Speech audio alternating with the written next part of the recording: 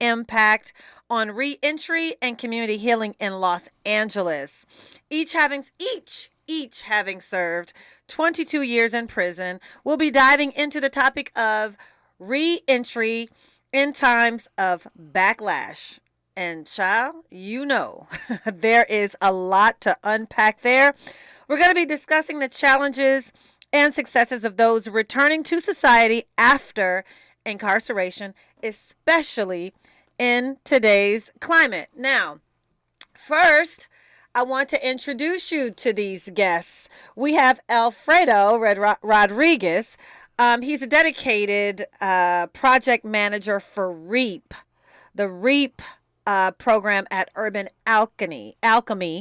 After his release from prison, he was determined to turn his life around and be a positive force in his community. He's worked as a case manager, outreach worker, community advocate, specializing in supporting those facing those extra barriers, including, and we know that this is a big, hot, and important topic, on the unhoused population and individuals with disabilities. So Alfredo is now Urban Alchemy's REAP program. He manages the REAP program, which provides employment and reintegration support for returning citizens.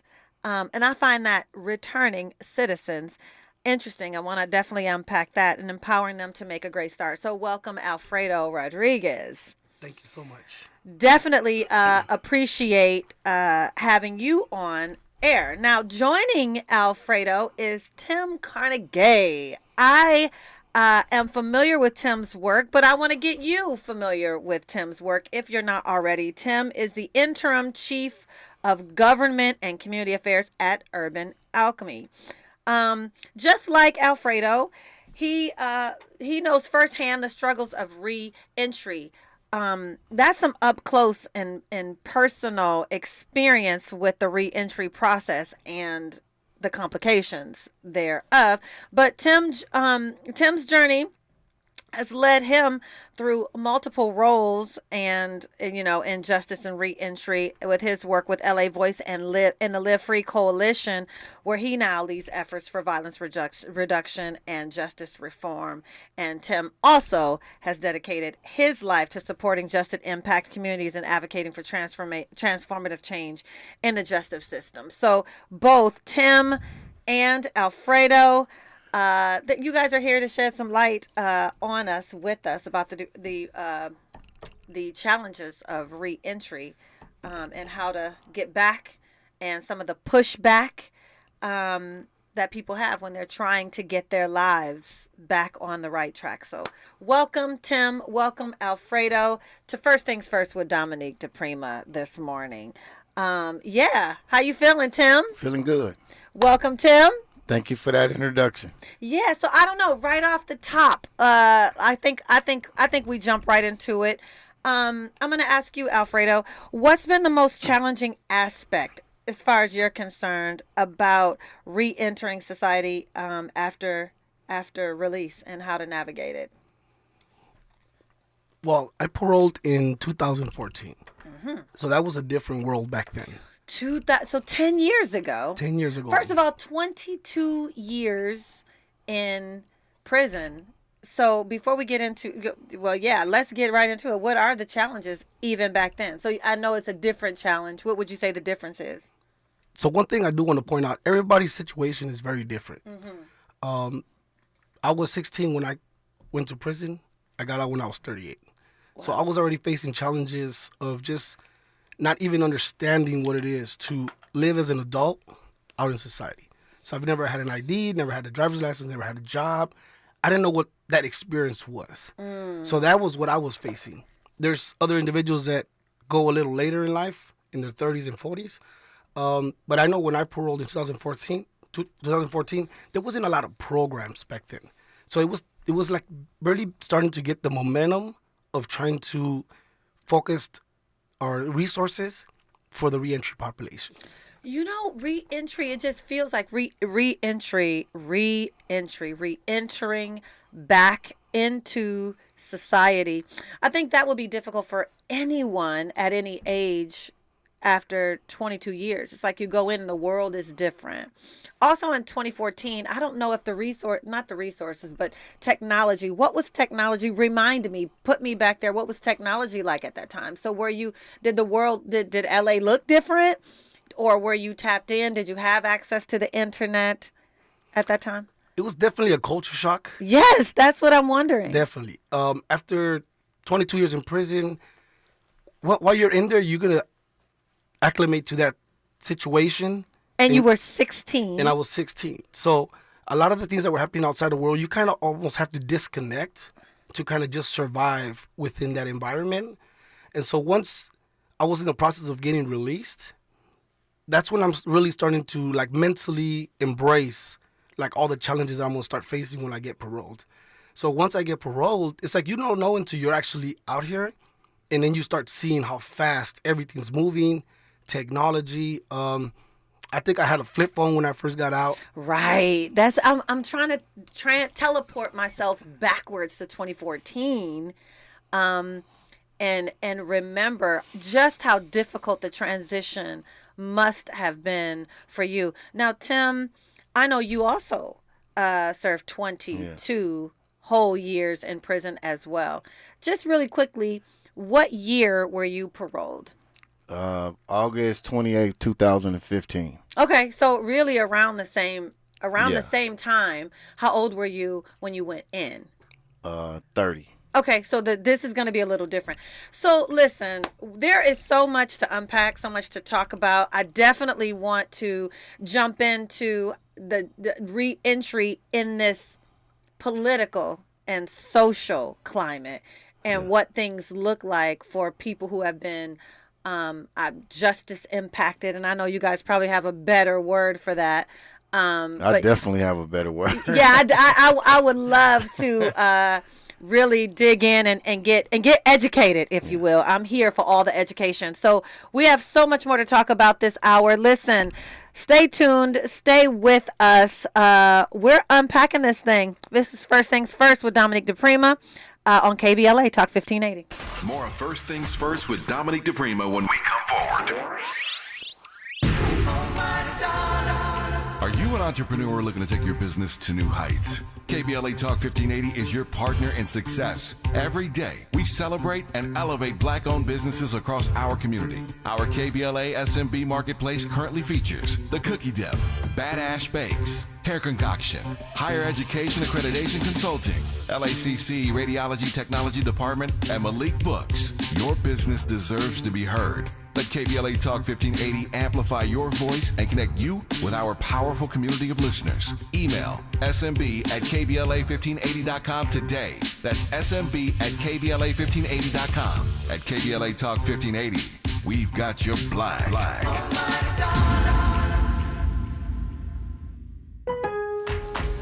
It's Black Friday build-up at Lowe's. Get a head start on Black Friday all month long with exclusive deals.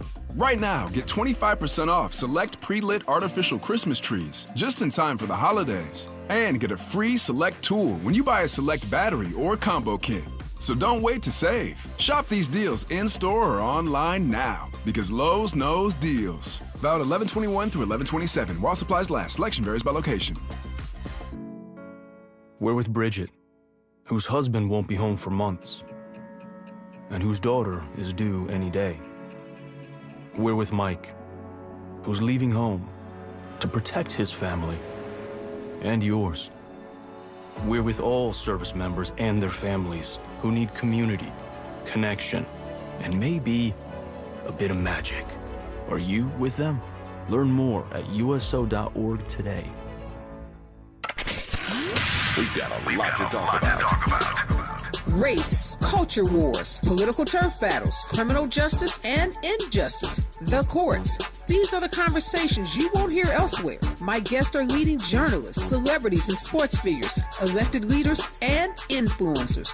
They aren't afraid to get into it and say the quiet part out loud. With Ariva Martin in real time, your commute just became the most engaging part of your day. Tune in weekdays from 4 p.m. to 6 p.m. or find us on YouTube. Ariva Martin in real time, when you want it straight, no chaser. Unapologetically progressive. KBLA Talk 1580. We've got your black.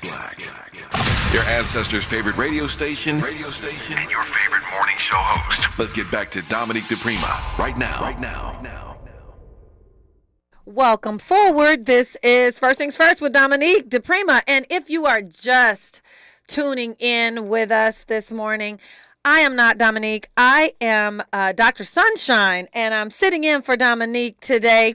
It's an honor to be here. Dominique is traveling, and I'm grateful that that she has given me the opportunity to stand in for her today. Listen, we have a wonderful morning lined up for you, but in this hour, we are talking with Tim Carnegie and Alfredo Rodriguez, and both from Urban Alchemy, and we're unpacking what reentry looks like in this climate today. But before we do, we need to go back a little bit.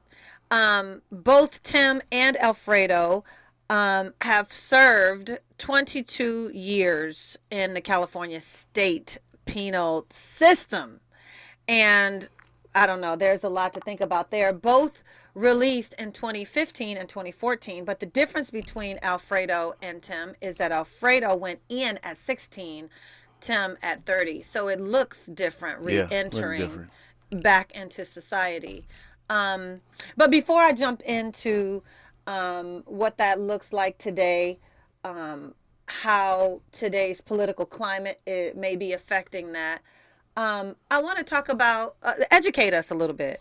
Just before the break, I made the statement, listen, let's talk more about justice impacted people. And Tim, you said there's definitely a better way to describe this population of people. Educate us. Yeah, I think for anybody who has spent time on those long incarceral journeys and they return with the idea or the purpose to be impactful and contribute to what's going on in the community, then they're newly empowered voices. We're talking about individuals who are instinctive leaders from some of the communities that they came from, and during the course of that journey kind of strengthened their voice and learned that they could be more influential doing the right thing than in pursuit of doing the wrong thing. So anytime there's a reference to the formerly incarcerated or justice system impacted, I always say I'm not justice impacted. I'm a newly empowered voice because I left my journey powerful, knowing that my voice could influence change, and I could be one of those individuals who had done the time but actually had a spiritual experience, so to speak, and knew what I wanted to do, knew that my purpose when I got free was to bring a spotlight to the fact that some of us, and there are a lot of individuals in those situations that are very gifted, but never got the opportunity. So how could folks like myself, folks like Alfredo actually come home, get involved organizationally in things to demonstrate that there's gifts and there's power in folks. All they have to do is be given a chance and the opportunity to demonstrate that. And Urban Alchemy is one of those situations, one of the amazing and unbelievable situations that offers that opportunity. And this program, the REAP program, is just one of many that opens the door for folks who coming home to actually plug in and start their new life. Receiving, reasonable wages, getting training, getting housing, and things of that nature. Yeah. So one more time, what is the phrase you prefer? Newly empowered voice. The newly empowered voice. Now, Alfredo, we were discussing over the break the newly empowered voice population. At one point had a more negative connotation. What are some of the titles that you were given when you were released at that time? Ex-convict was one of the major ones. And I think a lot of that was really, like you said, putting the negative connotation to it. And it didn't really validate people's journey. And so that's something that he said that was very powerful, was that even in the communities that we're in, incarcerated, we were already a positive voice. We were already involved in groups, therapy. A lot of us were facilitating a lot of those groups and therapies and helping with the change already from within. So once we came out here, I think we had to come to understand that our past doesn't define who we are. So now that we're out here, and like you said, our voice is so powerful, who best to go out there and speak for the justice impacted than us? Yeah. So Tim, it is true. There's so much to offer, and the experience equips you. You made this reference. The experience that you had being incarcerated equips you in a way that people who have not been incarcerated it cannot offer to a community, to the people who are potentially headed in that direction. So there's an expertise that's gained there too. You kind of touched on that a little bit. I don't think we give enough credit to that. Well, here's the thing about being incarcerated. In some situations, like the groups he speaks of, they have them, but they are groups that are influenced by what the administration allows you to do. What does that mean? Organizing in prison is illegal. You cannot organize inmates or the population. That's how they're referred to in there. You cannot organize the population in prison. You cannot have an enormous amount of influence in prison. You cannot share educational information that's contrary to what the administration wants to circulate in prison. So the same things that I was capable of doing while I was on that journey got me locked up. There's this thing called a 1030, and it's a paper that is confidential that you can't know who's reporting you.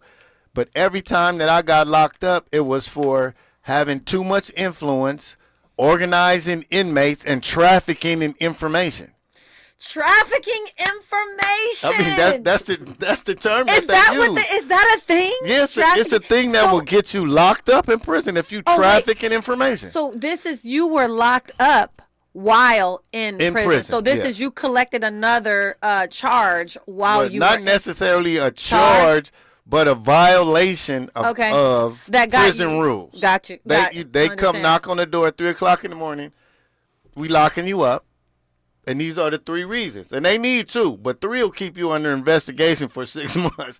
And it was always having too much influence, organizing inmates, and trafficking in information. And those were some of the gifts that I had, that I realized that those are the things that's needed out here. So when I got out here, I hit the ground running because I was good at all those 3 things. And that's what I've been doing for the last 9 years. Organizing people, trafficking information, having influence, and trafficking in information. I have to say this because trafficking people is really in the news right now, and it's blowing my mind to hear that trafficking information. Yeah, they do not like that. And there's a piece of me that understands it, and then there's a piece of me that's like, doesn't it depend on what information you're trafficking? So is the information really pushing against the system? Absolutely. That would be the reason. Yeah. That would be the reason. So obviously you are doing something to organize people in a way that changes and affects the way they think. Yeah. Perhaps the way they see themselves. And this brings me to the point that reentry, when you're beginning to reenter back into society, this brings me to a epiphany almost that has to start there while in prison. But how do you do that if you cannot positively influence your mind with information that preps you to organize? So I hear you, Tim. Your mindset was not only set while you were still in prison, but you were already doing the work from that side. How about you, Alfredo? Similar situation. And that's the thing about us is we have a lot of skills. We were just channeling them in a negative way. And once we learn to Right. channel them to in a positive way, I think that's where our lives began to change. And the validation that we used to seek in the negative world, now we're seeking it in the positive world. And that's really what it is we're using the same skills and techniques that we used over there, but now we're doing it here. So now we're influencing and trafficking information, but now it's in a positive way. Right, right. So at 16, do you mind sharing why did you go in the first place? Yeah, it was for second-degree murder. And I don't want to get too much in No, detail I don't with want to that. get too much Yeah. in detail either. And so a lot of it was really just bad lifestyle, you know, growing up in a low poverty circumstance. Started young with drugs and alcohol and gangs, and just, you know, I was in a situation where I was looking for the validation that I was speaking of, but I was looking for it in a lot of the areas that are very destructive. So I only asked the question for context. And what you just said actually gives us context. At 16, you were looking for validation. Now, apparently somewhere along the way, you got the validation. There was something that happened, experience somewhere, a person that shifted you from that mindset. You, like you say, you're already gifted and skilled at just using it in the negative way. So what came across your path to switch and validate you? I think there were certain individuals that I came in contact with that were either involved through the church or volunteers, that I started having those conversations that I think my soul was yearning, and I wasn't able to find it within my peers. And so I think once I started getting some of the truth, right, and that truth started to resonate within my heart and my soul, I think that's where I started to have that epiphany, where I started to realize that the only validation I needed was really from myself. And I think that's where it really started to empower me. And I stopped seeking it from other people, and then I started to work on myself. And I think that's really what changed my life. And I started to stop wasting so much energy on what other people around me thought or what I wanted from them. And I think that's what really like changed my life. I think it's, to me, and you know, I'm not here to highlight, you know, things that have happened in the past. However, I do think it is important to talk about what you've overcome. It's really powerful when you've overcome so much, and when we can look at you now and not see the fire that is behind you, because you don't even smell like smoke. So it is more powerful to see where you can come from. How about you, Tim? Why did you go in? 3 strikes. Okay, yeah. So that's we're gonna talk about that. yeah, a week after the 3 strikes law passed, I had a bag of jewelry that I had got from somebody that had a tracking device in it. So I passed under a sheriff's helicopter on the freeway. It triggered this beacon for the tracking device. They ended up pulling me over like 20 or 30 minutes later once they figured out that the beacon they was looking for was in the car I was in. And the jury came out of a robbery several hours earlier, and instead of charging me with receiving stolen property, based on the 3 strikes law, they charged me with 9 counts of second-degree robbery. And boom, there's your felony, there's your third strike, and that's 22 years later you emerge. Now, Tim, we have to unpack that, because, you know, this recent election. Are we in 1994 all over again? We danced all on top of the 3 strikes law, and I think we really gonna have to dive into that. So listen, we're gonna pause just for a moment.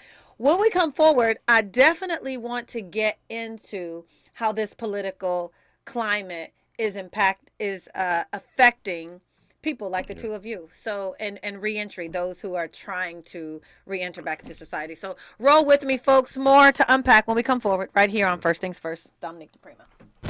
She's reclaiming her time on KBLA Talk 1580. More First Things First with Dominique DiPrima when we come forward. I'm Mimi Brown with 4 things you should know from BIN News. A deaf and disabled black man seen on video being beaten by police in Phoenix, Arizona is planning to sue the city. Attorneys for Tyron McAplin filed a notice of claim against the city last week seeking $3.5 million in damages. A new dashboard is now available online from Detroit Police Oversight Board that shows citizen complaints against the police department and its officers. The names of the officers and citizens making the complaints will be redacted, but the rest of the information will be made public in 2025. President Joe Biden is headed to Staten Island today as Thanksgiving week gets underway. The president and First Lady Jill Biden will attend a Friendsgiving dinner with members of the U.S. Coast Guards and their families. It might not be just Mother Nature that stands to put a damper on holiday travel this year. The FAA says air traffic could be slowed down during peak travel times because of staffing issues. Get BIN News on demand 24/7 at BINnews.com. Have you heard of the 50-30-20 rule? This can help you spend and save your money wisely. So, how does it work? Distribute your dollars into 3 buckets. 50% towards needs, 30% towards your wants, and 20% goes to savings. Use this tool to help your journey to financial success. Sponsored by J.P. Morgan Chase & Company. Is this the takeover? This is the KBLA Sports Minute with Ray Richardson.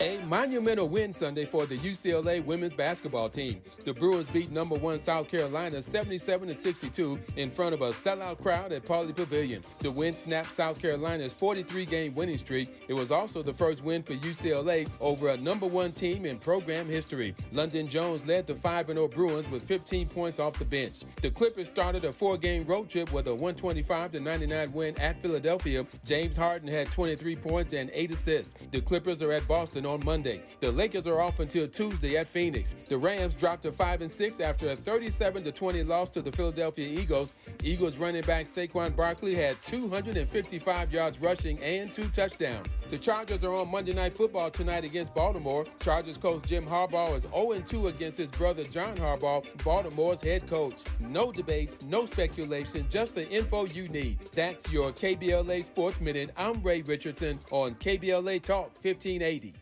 Become a U.S. citizen with the help of the Los Angeles Public Library. Get free and confidential information on immigration and citizenship. Visit lapl.org/NAI to find your nearest library or call us at 213-228-7390. That's lapl.org/NAI or 213-228-7390 and start your path to becoming a U.S. citizen with the help of the Los Angeles Public Library. Call 213-228-7390 or visit lapl.org/NAI. KBLA Talk 1580. We've got a lot to talk about. KBLA Talk 1580, connecting you with services and solutions. LA County's new Justice Care and Opportunities Department, or JCOD, is here to support justice-involved individuals and their families. The JCOD Support Center is now taking calls at 1-833-LACJCOD. That's 1-833-522-5263. Available 7 days a week from 6 a.m. to 11 p.m., the Support Center is your one-stop shop for reentry issues and court support. They offer court reminders, connections to local services, transportation assistance for housing, court appearances, and childcare. The JCOD hotline provides personalized help to connect you with services that you need. And don't forget to check out justiceconnect.org for more information. Remember, it's free and available every day at 1-833-522-5263. This is a community call to action from KBLA Talk 1580.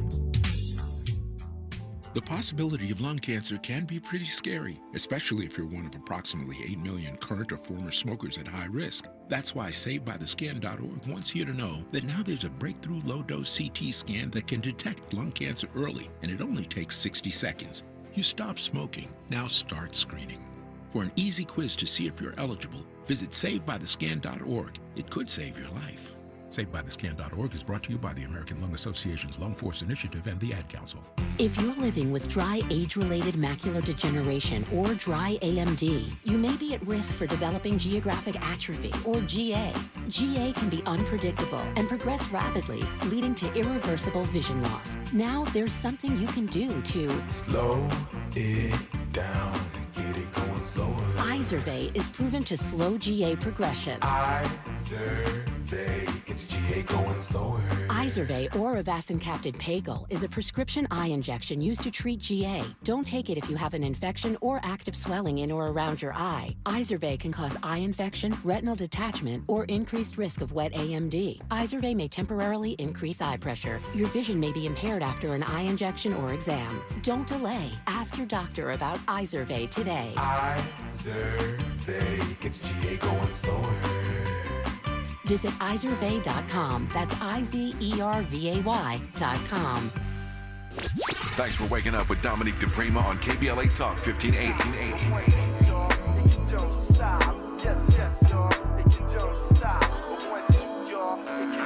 Yeah.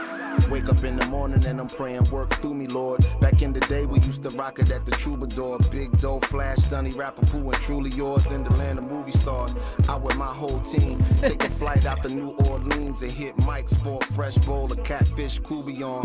No cap. Welcome forward. Welcome forward. You are tapped into First Things First with Dominique DiPrima. This is Dr. Sunshine sitting in for Dominique this morning. I'm going to tell you, it's really cool to have an engineer that is familiar with hip hop, because 6 o'clock in the morning, First Things First, we got to wake up. And there's nothing better than a little consciousness to get us going. I'm joined in studio today with two amazing thought leaders and community advocates, Alfredo Rodriguez and Tim Cornegay.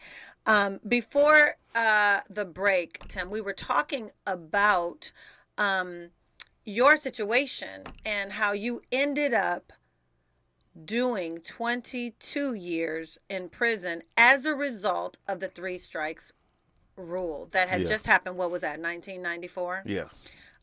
1 week after it went into effect. Yes. So enlighten us. What 1 week? What made the difference? How did the new 3 strikes law impact you in that way? Well, what it did when I was arrested, what would have typically been like a receiving stolen property, because of the ushering in of the 3 strikes law, what it did was turn receiving stolen property into a second-degree robbery.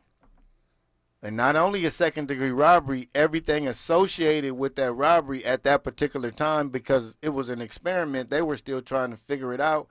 Everything else associated with the particular allegation became an additional strike.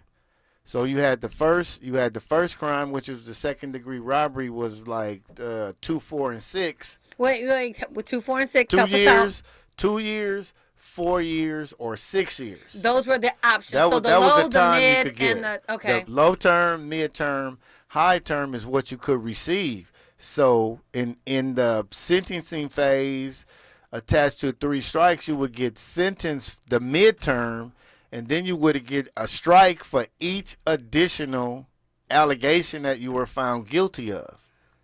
So you got, for my particular case, I was considered a second striker. So the midterm equaled the 4 years. 4 years. The second allegation was 8 years. The third allegation was additional 8 years. The third allegation was an additional 8 years. The fourth allegation was an additional 8 years. And it stacked it up. And so these are allegations. So you were eventually found. I got found guilty on all of these. I got charged with like 21 counts. 21. So everything that they could think of, they charged threw me it with. in there. They just threw it in there, because the way the court processes work, it's impossible practically to get found not guilty of all the charges. But you're going to get found guilty of something if they overcharge you. Yeah. So something is going to stick. Something's so it's going like, to stick. Let's throw everything at the wall. Something is going to stick. So okay. out of those plethora of charges, I got found guilty of a number of them, and I ended up through judge discretion, I didn't get the life sentence. I ended up with 27 years and 8 months that I had to do at 80%. At 80%. Yeah. Okay. So now this is very, very enlightening. that if so, you were caught up 1 week after. 1 week after. So what would have been the difference 1 week before? If it was somebody like me that was capable of trafficking information and had an understanding of the law and could share the fact that here, this is what could potentially happen, which is what we need to be doing right now. Well, no, 1 week earlier, you like 1 week earlier, the most time I would have probably got is like 4 years. So because of the 3 strikes law. Okay, I got 27. You got 27 in 8 months. Instead of 4 years. Instead of 4 years. Yeah. That's the part that I want to highlight, because in this most recent election, the local election here in the state of California, there was Proposition 36 that was on the ballot that was there to roll back the 3 strikes law. Yeah. That prop did not go in. It passed. Yes. I know that's tricky. It passed. It passed. Meaning we are going to go or double down on the 3 strikes law. We are not going to move forward in unraveling that 3 strikes law. That's what passing means in this case. Yeah. So when you say we're back to 1994, what does that mean to you? That means, well, really, it's Prop 36 and the election that determined that George Gascon would no longer be the DA. Because even though 3 strikes was being implemented everywhere else in California and every other county in California, a part of Gascon's directives was he would not charge individuals with the 3 strikes law because he knew what the impact of it was in the black and brown community. But Hodgman, his campaign, one of his campaign promises is to undo Gascon's directives. So that means the charging of 3 strikes will be back soon as he's inaugurated. I think it's December 2nd. They will be back. The gang enhancements are coming back. The gun enhancements are coming back. And in certain instances, the death penalty will be coming back for crimes that under Gascon were not being, you could get life without, but you couldn't get the death penalty. So now that will be on the table for folks who find themselves who have committed crimes that have special circumstances. Yeah. I think that's a lot to take in. Yeah. And you know, here at KBLA we do our due diligence to talk about the political climate on both the local and the national platform. But if you're anything like, if there are those of you who are listening, if you're and may align with me, I'm just coming up for air following this election. There was a lot that happened, and so and a lot to take in. Alfredo, following the election, and this is just me putting a pin here, Tim, because I definitely want to talk about you being a part of Prop 47, but following the election, one of the things that you are passionate about is the unhoused population. And we know that is an agenda item for our mayor here in the city of Los Angeles. Is there anything that we can connect to this most recent election? Because there are some props that affect housing, homelessness, houselessness. What have you seen in your line of work as it relates to houselessness? There's just not enough resources out there right now. Yeah, go ahead. I'm sorry. Yeah, there's just not enough. There's so many people that are impacted by it. So you got people that are out there in the streets that are already unhoused. Also, you're having all the people that are being released, that are re-entering into society. A lot of those individuals are going into programs. Some of those programs have limits as well. So they're in there for either 6 months to a year. So then all those individuals are also at risk of becoming homeless as well. So we there's some temporary solution, but it's literally a Band-Aid. So once that time runs out, then what? And to you, there's not enough resources. Do you mean there's not enough homes? I think low income, I think qualifications in regards to, let's say, if somebody's trying to apply for low income housing, well, they need a stable job. They need They need to show a verification of income. They need to show all these documents that a lot of people don't have, especially when they're just coming out of being incarcerated. And so that's why it's so beautiful about our reprogram within Urban Alchemy, is that once people come to Urban Alchemy and they get hired through HR, we provide that employee support. So we understand that employment is one key factor, but there's so many other areas that also need attention. So housing is another one.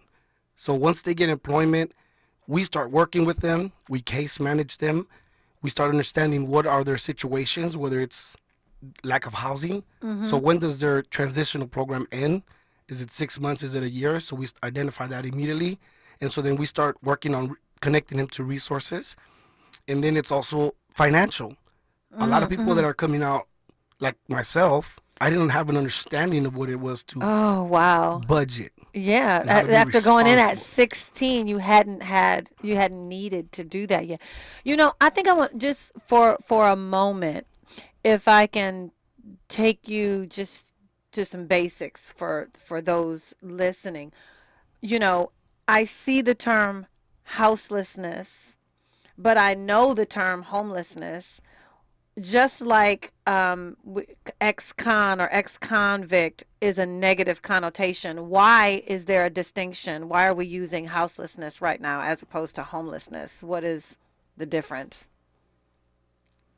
I think it's that negative connotation. And I think a lot of people, I mean, they're still part of our community, right? Yeah. Even though they're out there. Some of them are in encampments. And they're still a community. They're still our brothers and sisters. And I think it's not only housing them, but there's so many other, like I said, even like with the reentry population, the homeless population too, there's other areas in their lives as well, right? So there's mental health, there's addiction. There's just so many other things that need to be unpacked. Yeah. Because I've been in situations, unfortunately, where I used to work with the outreach workers for the city. And we housed an individual. And then a week later, we went back to the apartment, and he had his tent set up in his living room.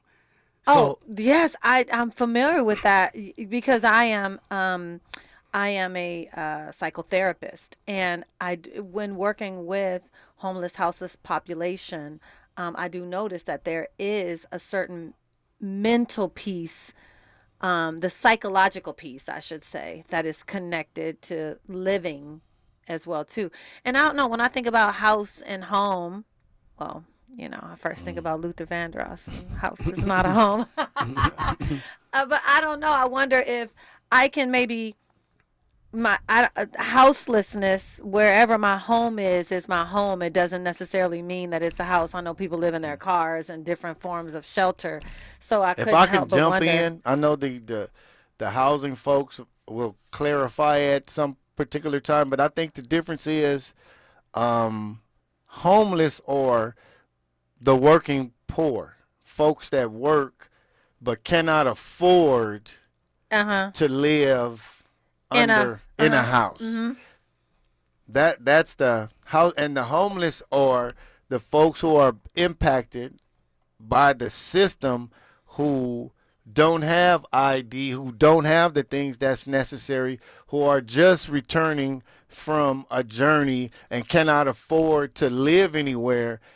And it might be as a result of some kind of mental fitness challenge that put them in the position, and I think that's the difference between the two. Yeah. Okay.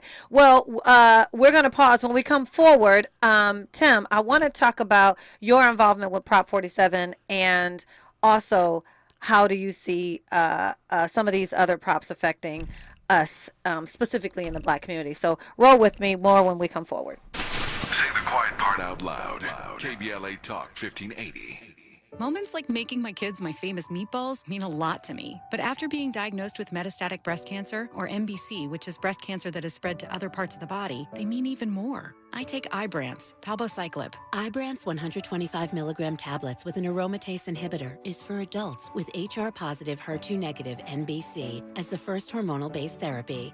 Ask your doctor about Ibrance and visit Ibrance.com. Ibrance may cause low white blood cell counts that may lead to serious infections. Ibrance may cause severe inflammation of the lungs. Both of these can lead to death. Tell your doctor right away if you have new or worsening symptoms, including trouble breathing, shortness of breath, cough, or chest pain. Before taking Ibrance, tell your doctor if you have fever, chills, or other signs of infection, liver or kidney problems, are or plan to become pregnant, or are breastfeeding. Common side effects include low red blood cell and low platelet counts, infections, tiredness, nausea, sore mouth, abnormalities in liver blood tests, diarrhea, hair thinning or loss, vomiting, rash, and loss of appetite. Hey, LA, it's time to step up and be a climate change hero. Go Metro and help us shape a better future for all Angelinos. From enhancing our diverse communities to preserving our planet, Metro is dedicated to making a positive impact with every ride. Start your journey at metro.net. Whether you're going over the river and through the woods in the capable Silverado 1500, getting the choir to church on time in the 3-row Traverse. Thank you! Or driving cross town to deliver your famous Cajun-spiced holiday turkey in the Equinox EV, America's most affordable EV with a 315-plus mile range. Add confidence to every holiday adventure and get it done with a rugged and capable Chevy truck or SUV. Find your red tag. Get 0% APR financing for 36 months on select popular Chevy models when you finance with GM Financial. Chevrolet. Together, let's drive. Offer available on all 2025 Equinox and 2024 Silverado, Equinox EV, Blazer EV, and Silverado EV models. Monthly payment is $28.60 for every $1,000 you finance. Example down payment 22.2%. Must finance with GM Financial. Some customers may not qualify. Not available with lease and some other offers. Take new retail delivery by 12/2/24. Thank you! It's Black Friday build-up at Lowe's. Get a head start on Black Friday all month long with exclusive deals. Right now, get 25% off select pre-lit artificial Christmas trees just in time for the holidays. And get a free select tool when you buy a select battery or combo kit. So don't wait to save. Shop these deals in-store or online now because Lowe's knows deals. Valid 11/21 through 11/27 while supplies last. Selection varies by location. This is KBLA Talk 1580, where hate meets a scholarly match. Hey. Welcome forward. You are tapped into First Things First with Dominique DiPrima. I am sitting in for Dominique. I am Dr. Sunshine, host of the Dr. Sunshine Show. Let's just jump right back into it, Tim. Prop 6 is another one that did not go in the favor that we would like it to go. It did not pass. I want to just talk. Prop 6 was a measure to prevent forced labor in the California prisons.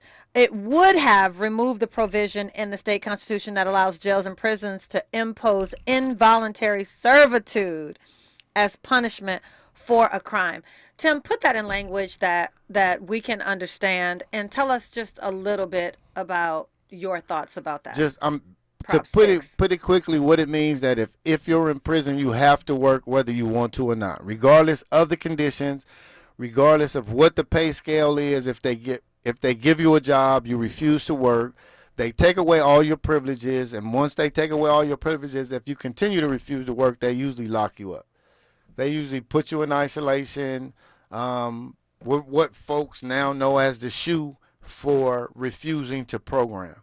So the inability for us to pass Prop 6 mean that they will continue to force individuals to labor for absolutely low wages, starting from zero amount to the beginning salaries, if you want to call it, is 8 cents an hour. Yeah, that's what I wanted you to get to. Yeah, 8 cents an hour to, you really have a good job if you work in what they call the prison PIA, which is Prison Industry Association. You get a pay number that's like $2.85. Okay, I thought it was $1 something like that. So you are really making it then, but you cannot refuse to work when you're incarcerated. And the thing about it is, some folks need education. But if they give you a job instead of putting you in school, then they're keeping you away from what you really need. And it's really about fulfilling these positions to do the manual labor.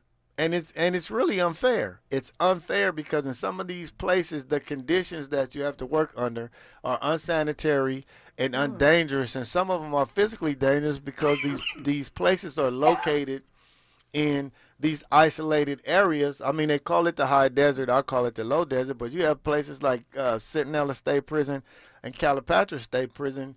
By March or April, it starts to be 90, 100 degrees. And as it moves toward the summer, it's 110, 115. Right. And if you work outside, you have to go outside and work. Period. And if you refuse, then you end up being punished for making a decision towards your own health, your own safety. So that still leaves us at that place where slavery, we have agreed that slavery is still legal in California, and for those of us who will continue to be advocates for something like that, we have to be better at getting this information out to folks that really need it most, and translating. We have to traffic information. We have to we got to do some serious trafficking, but do it in a manner where you digest it and interpret it, where folks can process it, understand how. Because I think that's what happened. That folks really didn't understand what it would mean not to pass this particular proposition. I think folks did not understand. Did this particular, what work did you do, Alfredo, when you were in prison? Similar, working like in the yard, working in the kitchen, and some of it was, like you said, I didn't get paid. And so were you forced to do work that you didn't necessarily want to do? Yes. Yeah. So you get the work ducket, and it's basically then you know where you have to go. You don't apply for a position or anything. It's just assigned to you. Right. So basically, they also assign your income, because it's not like you're vying for work. It's like, well, let me, they're basically telling you what your income is going to be, either 8 cents or. Here's one of the things that got me in trouble in the place is I created my own job. Yeah, so, I can see you. That has a little rebel over here. Hold on.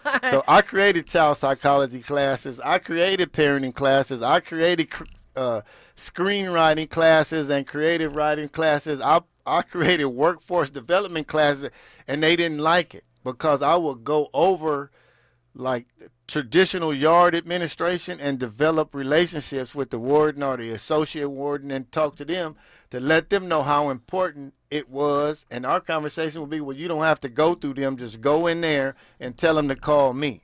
And that's where the influence, that's what used to get me in the most trouble. Because they was like, you got too much influence and you shouldn't be doing this because you're not recognizing the chain of command. And my response was, I don't respect the chain of command.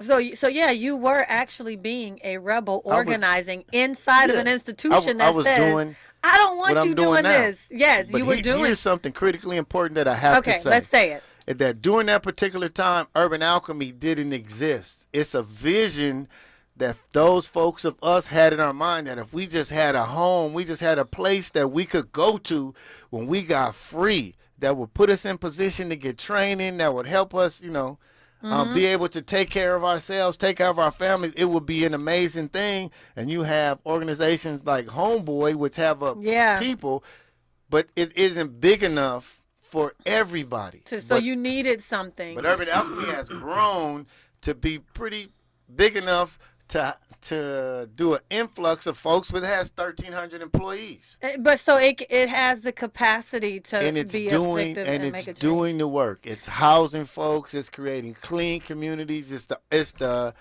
proven practice model for the alternative to public safety, and it's doing it in an amazing way. And it's reprogramming. The work that Alfredo's doing and Urban Alchemy doing is amazing, and people need to know about it. So Urban Alchemy, folks, make sure that you tap into that resource and share that resource. For a final thought, is there anything, Alfredo, that you would like to share before we sign off this morning?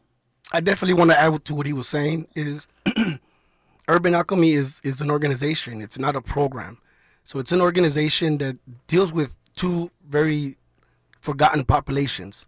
One is the reentry population. And two, which is we give employment. And then we get the reentry population to start providing services for the unhoused population. So it's one, reentry, two, the housing or unhoused population. Providing services. Providing services to those two very important issues. Listen, the hour always flies by. Tim, you're well aware of that. Yeah. You are a regular here at KBLA.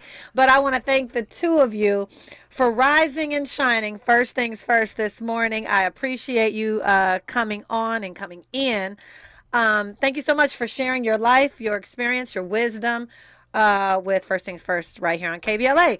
Listen, folks, hang in there. Next hour, we have so much more to unpack. It's Mindful Mondays, and we're going to cruise right into that when we come forward. KBLA 1580 Santa Monica. I'm Mimi Brown with 4 things you should know from BIN News. A deaf and disabled black man seen on video being beaten by police shows citizen complaints against the police department and its officers. The names of the officers and citizens making the complaints will be redacted.